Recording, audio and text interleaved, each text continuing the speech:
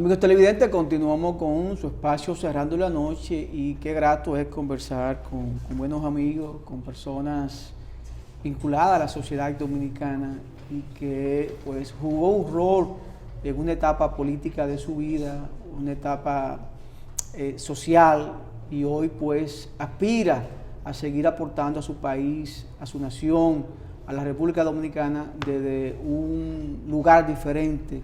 Esta noche vamos a conversar con Fidel Santana, quien en la noche de hoy la tendremos como aspirante o candidato a defensor del pueblo y vamos a darle las buenas noches. Don Fidel, bienvenido. Muchas gracias. Para mí es un honor estar en este programa Cerrando la Noche con queridos y viejos amigos. Bien, Sí, así. Estamos a sus órdenes. Como has dicho, estoy postulándome a defensor del pueblo a partir de una propuesta de sectores organizados, fundamentalmente desde el sectores de la discapacidad, pero que ya hemos encontrado respaldo de cientos de organizaciones de todo tipo en el territorio nacional. Yo me río cuando Fidel habla de viejos amigos y no de amigos viejos, porque rápidamente haciendo cuenta, Fidel, más de 30 años. Mucho más, claro que sí. Mucho más de Claro 30 que sí. años. Yo te conocí a ti en el IPEC. 91, 90. Exacto. Hace bastante tiempo. Hace tiempo. En esa época muy activa, los grupos sociales, el colectivo de organizaciones claro. populares, de la cual formábamos parte juntos. Yo como parte del Falpo, pero también de esa gran coalición que era el colectivo de organizaciones populares. ¿Cuánto ha llovido, Fidel? Así es. Pero aquí estamos. Fidel, la Defensoría del Pueblo, ¿por qué te motivas a ocupar ese puesto? Fidel y yo, evidentemente somos amigos, pero yo no puedo dejar de decir lo que creo, como he dicho en otras ocasiones, que a veces los procesos de selección en la República Dominicana debieran surtir algunos cambios mejor reglamentados, porque en ocasiones ponen a mucha gente buena, valiosa, con talento, con capacidad, con disponibilidad a perder tiempo. Y a mí no me gustaría que tú vayas a perder tiempo, Fidel. ¿Con qué tú cuentas para estas aspiraciones? Sabiendo todo, cuáles son, digamos, los principales elementos que inciden para que un ciudadano pueda ocupar un puesto de tanta relevancia social y política. Y yo diría que moral. Bueno, moral también. Porque la Defensoría del Pueblo es esencialmente un extrapoder moral. Es una figura que va paralela a los poderes públicos tradicionales manejados desde la escuela primaria, ¿no? Porque la gente te habla de ejecutivo, legislativo y judicial, ¿verdad? Cualquier ciudadano te habla de esos, de cómo se ordena, digamos, el poder público. Y hay otras figuras constitucionalizadas, como la Junta Central Electoral, la Cámara de Cuentas, ¿verdad? Esta es el Defensor del Pueblo, una de esas figuras que no tiene vínculos directos ni recibe, digamos que órdenes de ninguno de los poderes públicos como tal. Es un órgano autónomo, con manejo presupuestario también autónomo y administrativo, y cuya función esencialmente es la de ser una especie de veedor en relación a todo el tema de los derechos fundamentales de la ciudadanía que la República Dominicana ha sustentado a partir de todos los acuerdos internacionales y los convenios que sobre derechos humanos se han firmado y que adquieren en la Constitución Dominicana carácter constitucional, todos esos convenios que hemos suscrito. En el caso del Defensor del Pueblo, además, es un órgano que tiene que velar por el buen gobierno. Es decir, es una figura que está atento a todo lo que va ocurriendo en todas las instancias del Estado y que tiene incluso atribuciones para amonestar funcionarios si los mismos no actúan debidamente frente a la ciudadanía o si no se administra adecuadamente los recursos públicos, porque en un diplomado que hice en el Instituto Interamericano de Derechos Humanos, precisamente sobre la relación entre corrupción y derechos y violación de derechos humanos, porque la corrupción está en el fondo de todos los mecanismos de vulneración de derechos, ¿no? Y por tanto el defensor del pueblo también está atento a todo el buen manejo de los recursos públicos, porque si no se manejan bien los recursos públicos, si hay corrupción, entonces habrá vulneración de derechos a los ciudadanos. No habrá garantía de derechos. Así es. Por tanto, me postulo a esta posición, primero por mi sensibilidad frente a todo el tema de los derechos de las personas, sobre todo de los grupos más vulnerables. He acompañado las luchas porque se respete a estas personas y se les dé garantía desde que era prácticamente un niño. Por tanto, me siento nadar en mis aguas, es lo que siempre hemos hecho, postular reivindicaciones, postular porque se respete a las personas.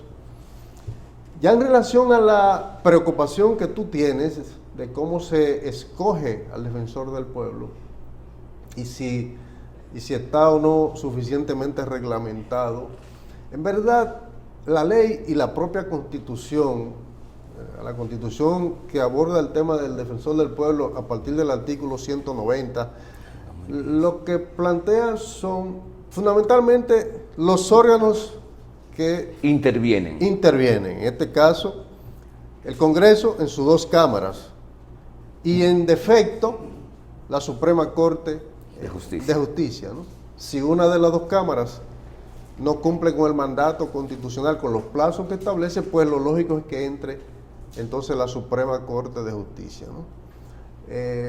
Acá no ha ocurrido ni una cosa ni otra.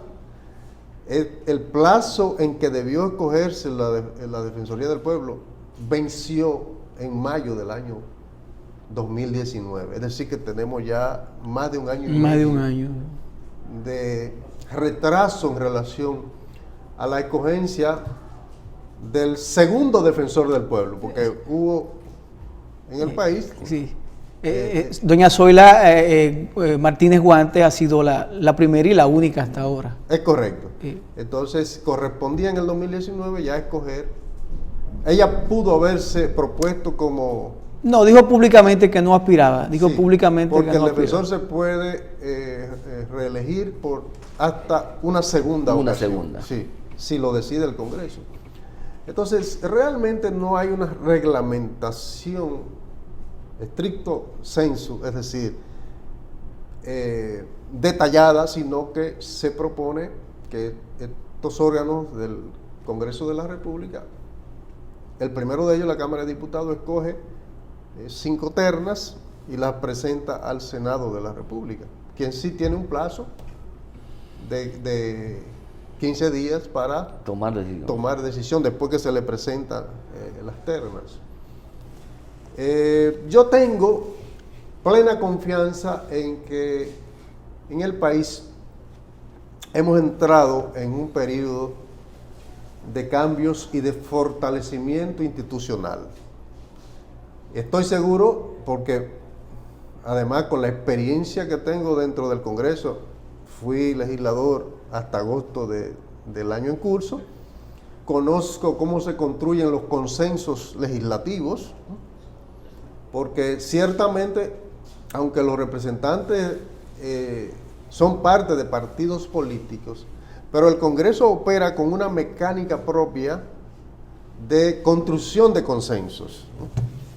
Y obviamente una figura como el defensor del pueblo, que requiere además las 2/3 partes de los presentes en las sesiones, tanto la de diputados como la de el Senado, no es cosa que se pueda resolver con Una orden directa. Una orden, Sí. sino que hay que construir unos consensos allí. Y eso pasa por unas evaluaciones y la definición de puntuaciones, ¿verdad? A partir de currículum, a partir de los perfiles, a partir incluso de la exposición de los postulantes en las entrevistas. Y entonces esas puntuaciones de alguna manera son las que finalmente deciden quiénes encabezan ternas, ¿no? Cuáles son los elementos de mejor puntuación, y esos van entonces como propuestas al hemiciclo, que puede también cambiarlo, ¿eh? El hemiciclo es soberano y puede tomar la decisión que entienda, tanto la de asumir las ternas presentadas como también variarla. Porque cualquier legislador se puede parar y proponer otra cosa. Exacto, tiene la libertad de hacerlo. Y si el Pleno lo valora, pues puede ocurrir hasta cambio de las propuestas por las comisiones que han sido creadas para estos fines. Escúchame, Junior. Es que eso es un problema, eso plantea Fidel, porque recuerdo que justamente para el tema de la Junta Central Electoral, una persona que no fue evaluada se sacó el premio.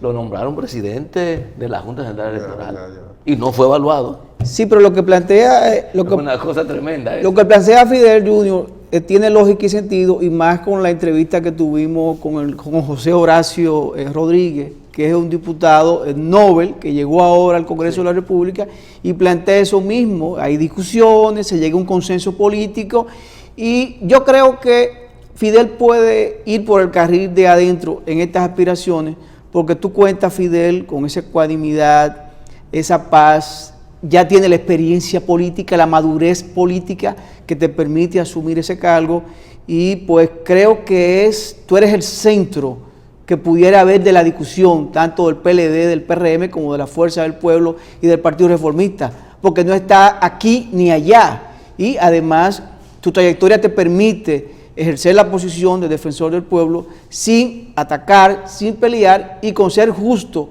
con el pueblo, que es a quien te debes. Sí, es muy buena tu valoración. Yo tengo también muy clara el análisis de coyuntura, Claro. y la correlación de fuerza que hay en el Congreso de la República, y hasta las luchas que se están dando a nivel de las coaliciones principales en el Congreso de la República. Por esa razón, tal y como tú dices, yo estoy y decidí asumir esta postulación después de hacer ese análisis de coyuntura y observar que hay altísimas posibilidades de que yo sea seleccionado, primero encabezando una de las ternas de la Cámara de Diputados, hasta por razón de que yo soy uno del cuerpo, es decir, Fuiste legislador. fui legislador, Claro. Tengo magníficas relaciones con los voceros de todos los bloques y con los legisladores ahí, y entonces eso me da obviamente una posibilidad. Y luego, tal y como tú lo planteas, tengo más digamos, posibilidades de ser valorado, porque no hay cómo alinearme, ¿verdad? A un sector en particular. Exacto, sino que me colocaría precisamente como un actor solo alineado con la Constitución y con la ley que crea el defensor del pueblo. Con tu permiso, Fidel, vamos a ir a una pausa y en breve continuamos con esta interesante conversación con Fidel Santana, quien es aspirante a ocupar la Defensoría del Pueblo de la República Dominicana.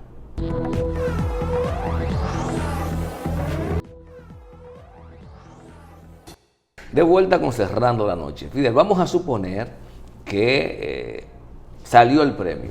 Hubo los consensos en las cámaras, pero también los consensos políticos, porque no podemos olvidar eso tiene que darse. Te eligen defensor del pueblo.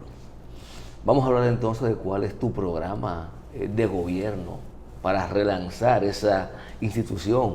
Vamos a hablar si tú crees que en la República Dominicana hay voluntad política, administrativa, para que un órgano como ese, que tal como tú planteas, el control moral de los poderes públicos en la República Dominicana. Porque no es solo que puede visitar al director del IAD, por ejemplo, es que también puede visitar al presidente del Tribunal Constitucional, es que puede visitar al presidente de la Suprema Corte de Justicia, si entiende que esos órganos no están haciendo y no están cumpliendo su papel y que están perjudicando los derechos fundamentales de los y las dominicanas. Y una de las formas que digo que se mide la seriedad con que nuestro Estado asume las instituciones es con la dedicación de recursos y el respeto que le da a los funcionarios o funcionarias que son electas para ocupar esos puestos, Fidel. Sí, el plan, digamos que estratégico, que he concebido con mi equipo técnico, es un plan a 6 años. El lunes próximo, a las 10 de la mañana, voy a estar presentándolo al país en un encuentro con medios de comunicación y con personalidades. Le haré llegar la invitación y ojalá pueda acompañarnos en Nos comprometemos a estar ahí con nuestras cámaras. Presentación de lo que será nuestro plan estratégico y el plan operativo al primer año. Es decir, que nosotros tenemos ya una visión acabada de por dónde vamos a empezar y hasta dónde pretendemos llegar en 6 años. Obviamente, todo dirigido a que esta entidad pública del Estado se robustezca, es decir, vigorice sus acciones, se relacione más horizontalmente con la ciudadanía, es decir, que se convierta en una entidad cercana, por distintos mecanismos. En el plan hemos concebido la expansión en el territorio, que implica la constitución de delegaciones en las cabeceras de provincia de todo el país. Hasta ahora solamente opera Distrito Nacional y la Santo provincia Domingo de Santo Domingo. Hace 2 meses que se habilitó una oficina en Santo Domingo Este. Pero la Defensoría del Pueblo tiene fondos donados por Naciones Unidas por más de 7 millones de dólares. ¿Cómo es? Hay fondos por más de 7 millones de dólares. ¿Y dónde están esos fondos? Están en banco. Ha sido muy celosa la Sí, actual defensora. sí. Muy celosa de los recursos. Sí, obviamente. Hay que decirlo, hay que admitir eso. Obviamente ese dinero está allí para unos propósitos. Se supone. Que bien pudieron haberse encaminado, que era precisamente la de construir una oficina regional en Santiago, una edificación en la capital, es decir, la sede principal, que ya también hace como 2 meses se ha dado un primer Picasso y he visto que han comenzado a hacer el hoyo del... Para Zapata. Exacto. Pero ese plan también involucraba la construcción de 15 sedes provinciales, es decir, que es un empujón importante el que Naciones Unidas aporta, no solo en la construcción, sino también el equipamiento, el amueblamiento de esas edificaciones, es decir, que hay para empezar a trabajar. Particularmente yo también observo que nosotros podemos apoyarnos en instancias del Estado que tienen a bien resguardar bienes confiscados a elementos del narcotráfico, por ejemplo, que tienen inmuebles prácticamente en todas las ciudades. Y te diría que yo no me pondría a esperar a tener los fondos en el presupuesto para habilitar oficinas, sino que tomaría las iniciativas para que en todas las provincias podamos localizar algunos de estos inmuebles y entonces habilitar las oficinas que manda el tema. Ese plan de expansión también involucra lo que yo llamo un voluntariado de veedores de derechos fundamentales. como su nombre lo indica, voy a crear una instancia ciudadana que primero pasa todos los actores que van a formar parte de este voluntariado por unos diplomados que voy a establecer con acuerdos entre universidades nacionales, internacionales, el Instituto Interamericano de Derechos Humanos y otras instancias a nivel internacional. Entonces, las personas que pasen por estos diplomados, después de ser también depurados, porque nosotros no podemos permitir que esa institución sea infiltrada por elementos delincuenciales, entonces van a configurar esto que llaman un voluntariado nacional de veedores de derechos humanos, en contacto directo con la Defensoría. El papel de esta entidad o de este espacio es precisamente que en todos los rincones del país pueda haber elementos, digamos que observando lo que está ocurriendo y comunicándolo a la Defensoría del Pueblo. Pero tengo otras iniciativas en el plan, como es el programa En Línea con el Defensor, programa interactivo, en la que la gente podrá interactuar con el Defensor del Pueblo, a través de hacer sus denuncias, informar. Estamos hablando de medios de comunicación. Sí, claro, radio, televisión y las redes, un programa interactivo. Y obviamente eso implica también la activación real de todas las redes de la Defensoría del Pueblo, porque no puede ser que por esa vía llegue un mensaje y te duren 2 años en verlo o en responderlo, ¿verdad? Me imagino que tendrá que preparar una batería, un equipo para dar respuesta a todas esas preguntas y a todos los problemas que van a plantear, tanto por las redes como los programas que piensan instaurar. Sí, claro. El programa está concebido, manejado directamente por el defensor, pero acompañado del staff técnico de la Defensoría del Pueblo y también en ocasiones trayendo invitados nacionales o internacionales a abordar determinados temas vinculados con los derechos fundamentales, ¿no? O sea que un programa que puede ser incluso enriquecedor, educativo, ¿no? Justamente ahí iba Fidel. Hay un gran déficit en República Dominicana con el conocimiento de los derechos.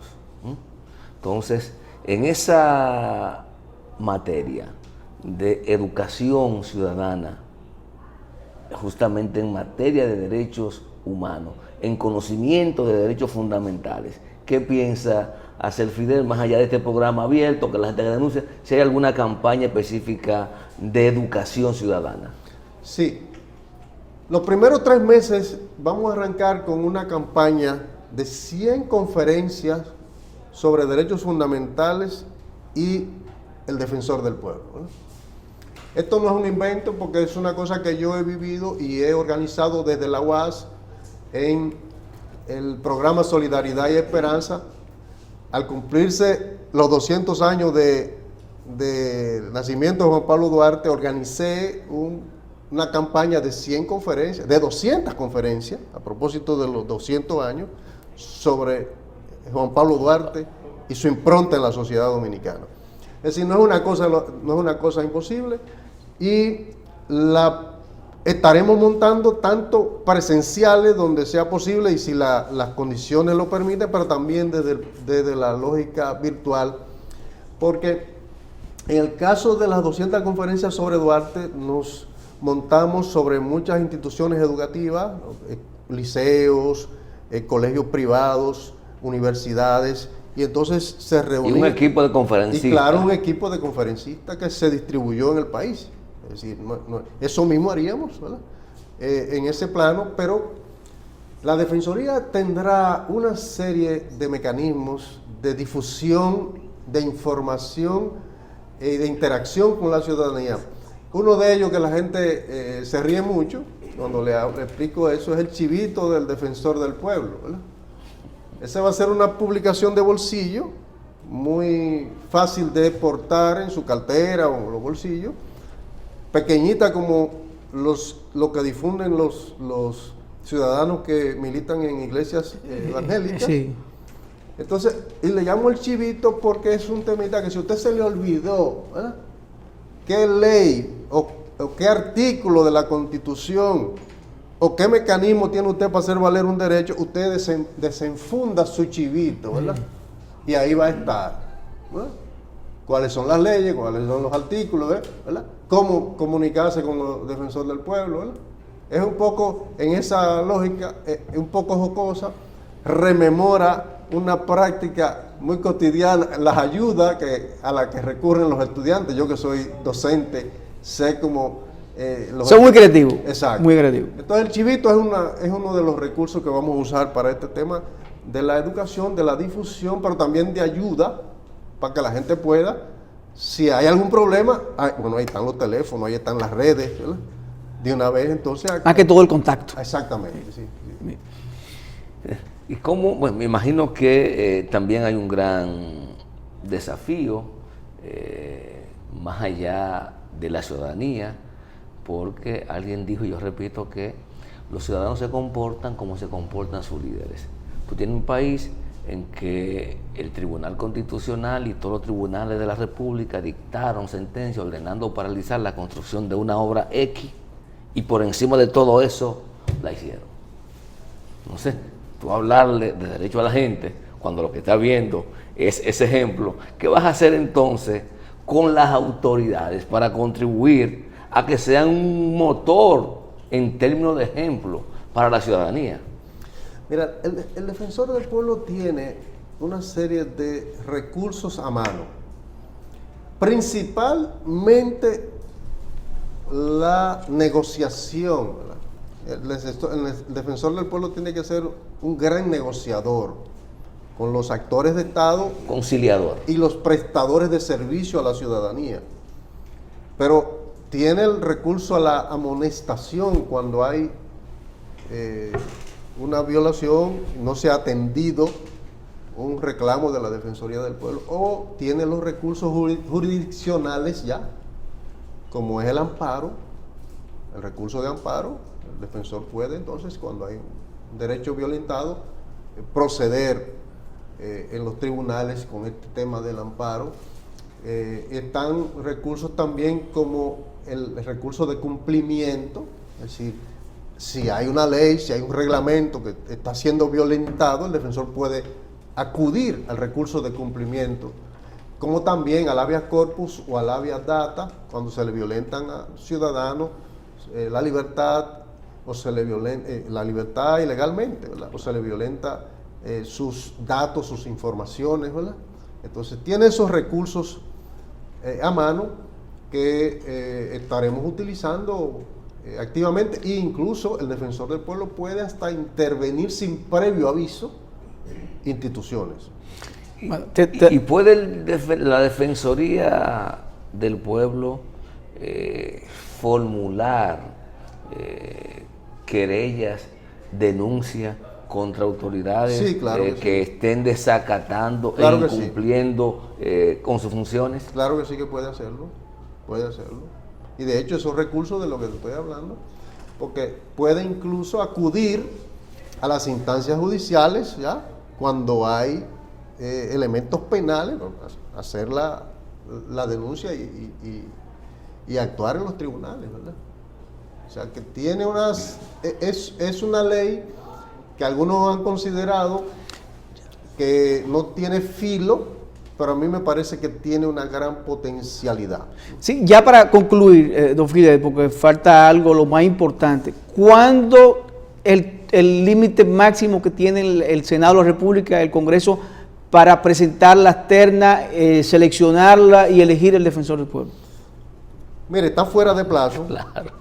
Sí, no, yo sé que está fuera de plazo, pero me imagino que debe haber un cronograma. Ya hubo una convocatoria que venció el 23 para inscripciones de aspiraciones. Está trabajando la comisión. Inmediatamente se produzca una evacuación del informe y una aprobación de las ternas, el Senado tiene un plazo establecido en la Constitución que obligaría a que se produzca la elección en lo que queda de la legislatura, ¿no? Hasta febrero. Sí. Amigo, hasta febrero, no, hasta final de año. Hasta final de año.